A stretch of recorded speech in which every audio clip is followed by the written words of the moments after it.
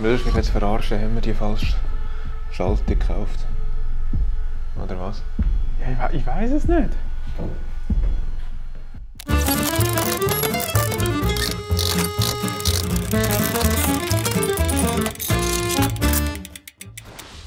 Oh, da läuft Scheiße.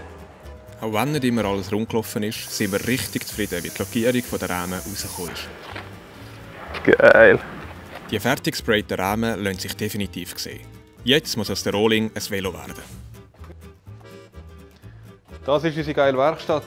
Beide schön lackierte Velos. Die nächsten Tage geht es darum, das alles fahrbar zu machen und damit die erste Trail fahren. Ich hoffe, wir schaffen das. Hoffe ich auch.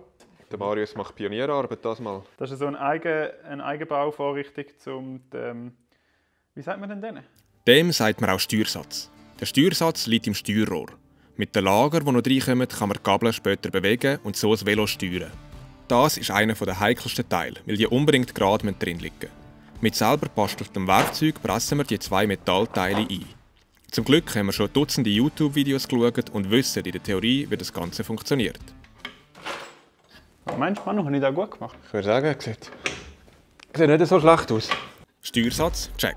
Nächster Schritt, Gabel und Lenker.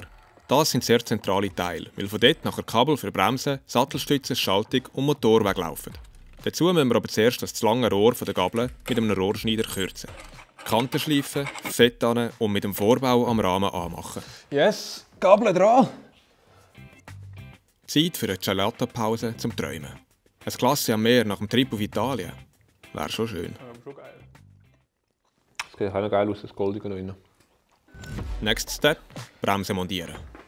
Was heisst das für uns? Ist das echt der Moment für ein YouTube-Tutorial? Ich würde sagen, ja. Apply grease to the compression nut and thread it into the lever body by hand. Die hydraulischen, mit Flüssigkeit gefüllten Bremsen müssen wir durchschneiden, damit wir sie durch den Rahmen ziehen können. Eine ölige und mühsame Angelegenheit. Auch wenn der Rahmen dank der Batterieabdeckung relativ offen ist, brauchen wir einen halben Tag, bis wir Kabel für Bremsen, Schaltung, Sattelstütze und Motorbedieneinheit für an den Lenker gezogen haben.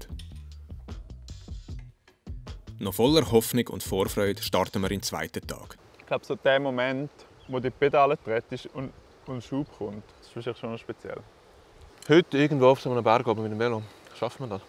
Das müsste das Ziel sein. Wir kommen gut voran. Die Schaltung ist montiert und funktioniert fürs Erste soweit. Ganz viele Kabel kommen jetzt hier runter in Richtung Motor und Next Step. das ist das Nächste, was wir machen. Es ist alles vorbereitet für die Montage vom Herzstück. Smooth. Aber wie bringen wir den Motor neben all diesen Kabeln jetzt in den Rahmen hinein? Das Zweite probieren wir den Kabelsalat so auszurichten, dass wir die Aufhängebolzen durchstoßen können. Zack, Bolzen drin. Geschafft. Passt wie angegossen.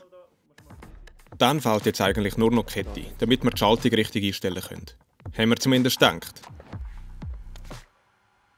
Kann das wirklich sein? Haben wir 11-fache Schaltung gekauft und einen 12-fachen Ritzel? Nein, doch. Ja, da steht so gut wie Oh nie. Mann! Ich habe gewusst, irgendetwas wird noch falsch sein. Eagle Technology. Haben wir denn das bei der Schaltung auch? Ja, da steht auch Eagle Technology. X01. Steht irgendwie 11 Speed oder irgend sowas. Fuck. Hey, nein. Haben wir tatsächlich falsche Teile gekauft? Resigniert und enttäuscht brauchen wir mal ein bisschen frische Luft. Ob wir das Bike heute wirklich noch zum Fahren bringen? Ja, was machen wir da? Das Velo wird heute nicht mehr fertig. Ne? Vermutlich nicht. Voll im Flow hinein und jetzt das. Absolut. Das ist ein bisschen Scheiß. Wir machen in der Zwischenzeit schon mal mit anderen Sachen weiter und überlegen uns, wie wir am einfachsten und schnellsten an einen 12-fach-Schalthebel herkommen. Und wie ist die Stimmung? Du, bis vor kurzem war sie sehr gut. Jetzt ist sie ein bisschen getrübt, aber jetzt machen wir alles andere fertig. Da kriegen wir auch noch her. Schießt du Huren an, finde ich. Schießt schon ein bisschen an, ja. Vor allem, wenn man nicht mal bis auf 12 kann zählen kann. Aber ich bin immer noch der Meinung, dass es nicht unser Fehler ist. Ziemlich sicher ist es irgendjemand anderes mit dem Fehler. Aber sicher nicht unseren. Ja, sage ich auch immer.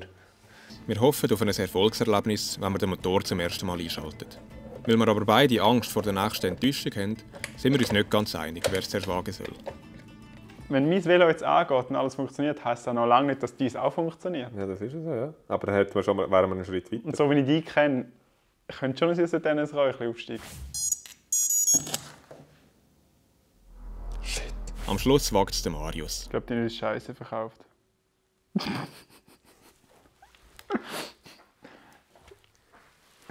glaube, die haben uns Scheiße verkauft. Wir haben gedacht, die Schaltung ist das eine. Aber jetzt funktioniert auch der Motor nicht. Und das bei beiden. Völlig aufgelöst brauchen wir ein kleines Znacht und kommen mit einer Erleuchtung zurück. Logisch überlegen scheint nicht unsere Stärke zu sein. Der Marius ist da gerade seine Kette am Ablängen, um nachher die Schaltung einzustellen. Wir Idioten haben falsch überlegt.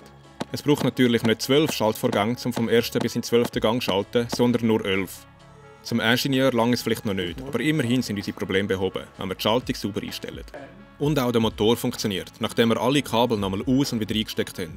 Irgendwo war ein Kontakt nicht ganz sauber.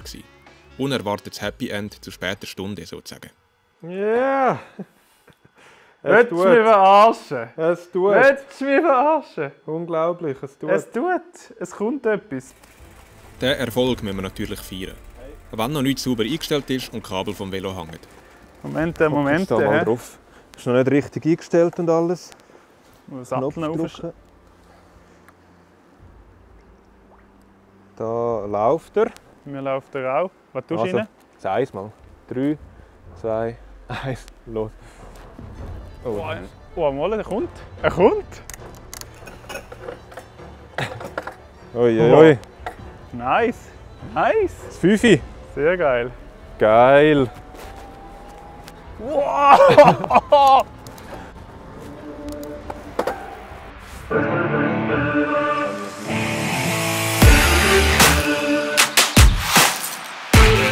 Ja, unser Velo ist tatsächlich fertig geworden, der Motor läuft.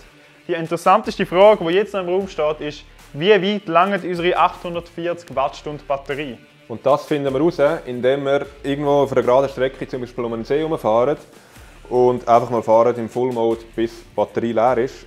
Ihr könnt raten, wie viele Kilometer wir kommen. Schreibt es unten in den Kommentaren und dann... Der oder die am nächsten ist, kommt ein super Velo über für uns. Yes, wir können Velo putzen. Richtig geil. Hey. Es funktioniert also tatsächlich.